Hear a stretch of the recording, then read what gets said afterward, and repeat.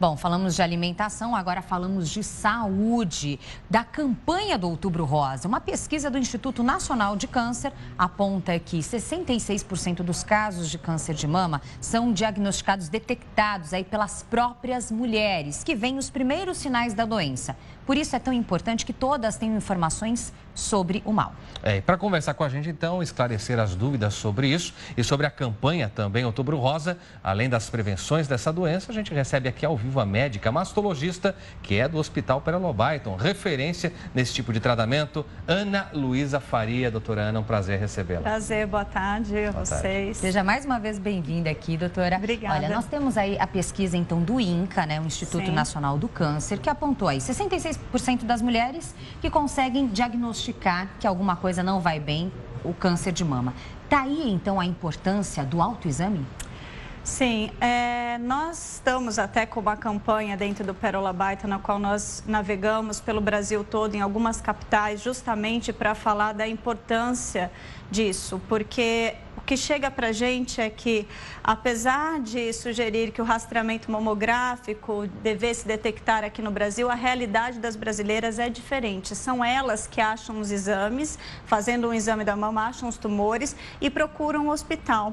Então, nós temos que mostrar para as mulheres o que é normal e o que não é normal na mama delas, para que elas procurem esse tipo de assistência, já que nós já perdemos elas do rastreamento, ou seja, já são lesões clínicas, e o que nós temos que fazer no próximo passo? Treinar essas mulheres a achar o médico e treinar os médicos a reconhecer e fazer a biópsia, porque nesse caso o diagnóstico passa a ser o mais importante. Nossa, é um trabalho realmente minucioso. Agora, Sim. A gente percebe o seguinte, doutora Ana, que as mulheres, ainda que percebam, principalmente as mais jovens, alguma normalidade, resistem muito a procurar um médico. Como fazer, então, com que elas entendam? Porque quanto mais cedo se descobre um mal, não só o câncer de mama, mas qualquer outro tumor ou qualquer outra doença, mais cedo se tem, então, chances de curá-lo. Como levar essas mulheres, então, a essa convicção? Eu acho que são várias etapas, né? Na final, assim, a primeira etapa é mostrar que elas devem perder o medo de passar nessa consulta médica. Por que perder o medo? Porque hoje o câncer de mama tem cura. E ele tem cura principalmente se ele é diagnosticado numa fase inicial. Nós vamos submeter, claro, a um tratamento, mas esse tratamento muitas vezes ele tem um sucesso final, que é ela permanecer com a família, ela ficar bem durante os anos de vida. Então, é tirar o medo da mulher em reconhecer uma lesão na mama. Esse é o primeiro passo. O segundo passo é mostrar para ela onde ela deve ir. Eu acho que hoje no Brasil, essa é a maior dificuldade, é a navegação. Ela entender qual é o posto que ela tem que procurar, ela entender qual é o médico que ela tem que procurar e aonde ela vai após o diagnóstico do câncer de mama. Então, eu acho que não é só trazer a mulher para a gente, mas também ensinar para ela onde ir. Esse mesmo estudo do INCA aponta outros dados que levam a uma estatística alarmante. Em 2016, devemos ter aí mais de 57.900 novos casos aqui no país. Pois é um número assustador. Doutora, diante dessa estatística, qual é a idade ideal para se procurar realmente um diagnóstico, um exame preventivo?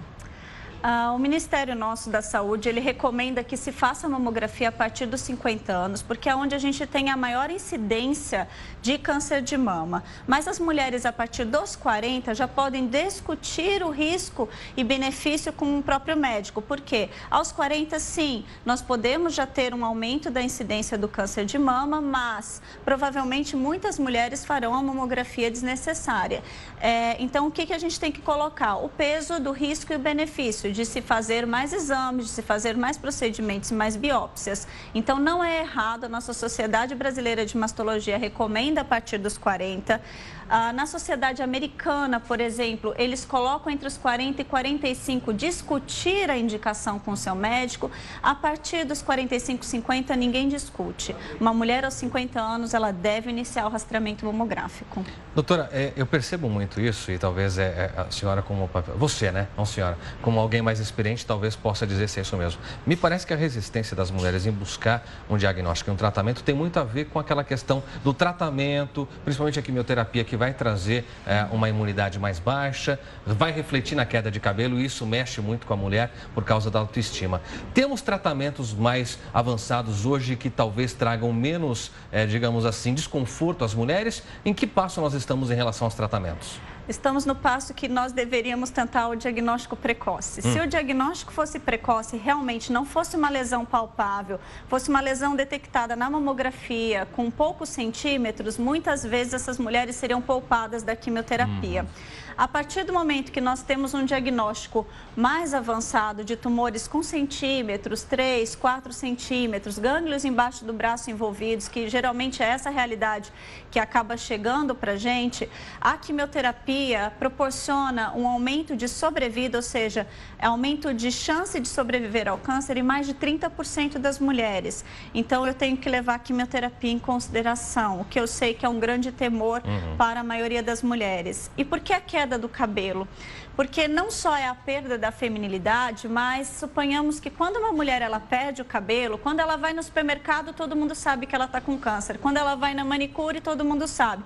Se ela vai no shopping, ela tem que explicar para as amigas que ela está com câncer. A cirurgia de mama, a perda da mama, ela lida e ela consegue cobrir. Então, ela não precisa se expor tanto. Então, além de ter a doença, ela tem aquela exposição social.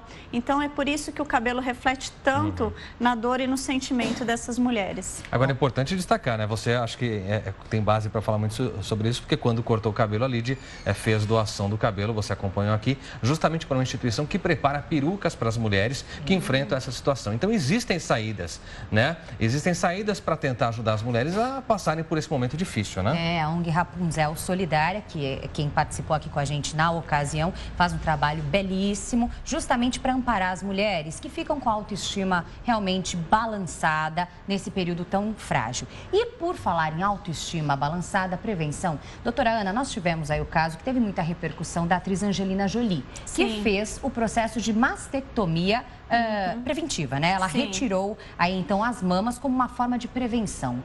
Em quais casos e situações algo assim pode ser recomendado? É uma situação bem mais difícil da gente discutir, porque precisaria de uma equipe multidisciplinar com aconselhamento genético. Então, são pacientes em que nós reconhecemos, por exemplo, a mutação desse gene, que a gente chama BRCA1 ou BRCA2, ou BRCA1, BRCA2, e outras síndromes genéticas que são um pouquinho menos faladas e um pouco menos comuns.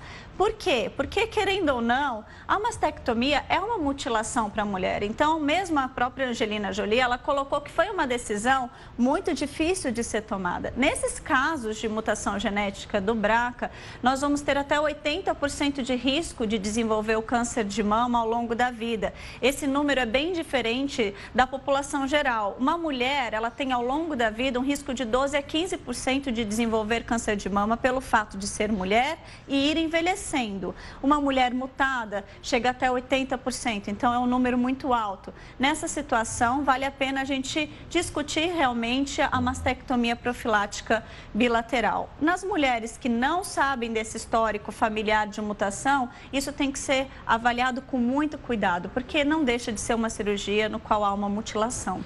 Doutora, no caso de histórico familiar, onde, sei lá, mais de 3 casos são, de certa forma, encontrados, é importante também, antes de qualquer tipo de localização de nódulo, buscar ajuda, porque aí está muito implícito que, eventualmente, essa pessoa pode ter problemas no futuro, né? Sim, então, assim, nós temos algumas recomendações que nós podemos seguir para pacientes que tenham fatores de risco familiar. Eu só quero ressaltar uma coisa, 80% dos casos de câncer de mama são esporádicos.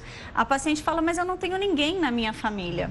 Então, isso é muito mais comum. Hereditário, de que tem talvez um parente relacionado, mas que não tem a mutação genética, em torno de 10, 15%. E geneticamente determinado mesmo é a minoria, em torno de 5 a 10% no máximo na população. Então, esses são grupos de exceção, que também devem ser orientados. Então, são mulheres que têm geralmente mãe, irmã, com câncer antes dos 50 anos. Então, quando a gente fala de parentes de primeiro grau, não é igual o primeiro grau que nós consideramos da família. É sim mãe, irmã e filha com câncer de mama. Isso chama muita atenção, principalmente se esse câncer aconteceu antes dos 50 anos. Tá ótimo, doutora Ana. Muito obrigada pelos esclarecimentos aqui pra gente do Link Record News. Obrigada. Obrigado, doutora.